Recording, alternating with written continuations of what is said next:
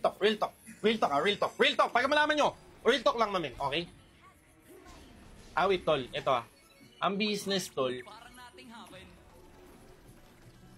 yung first month, second month, third month, fourth month, fifth month, 6 month, 7 hanggang 1 year, grind yan.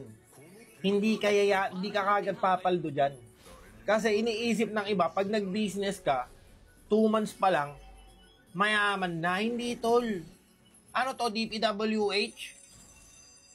Gago, tatrabahuin mo yan, min. Kailan lang ako pumaldo sa archives after 1 year and a half, min? Diba? Walang ganon, min. Tinatrabaho yan, tol. So, susuko ka agad. Tulan namin ang nagre-return din dati sa mga business ko eh. May fake booking pa, sumuko ba ako? Hindi. Lumabas lang scandal ko, nakita nila, laki ng bogi, tol. Gago ka palo. Hindi, pero legit, men. Like, walang business na in fucking 2 months, men, paldo. Malabo, tol. Your chance is parang 0.01%, di ba?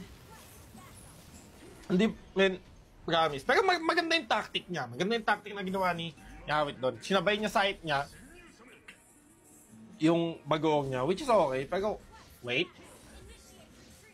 Kasi ang mangyayari doon, awa na yun eh. Bibili yung tao sa awa eh. Pangit yun, tol.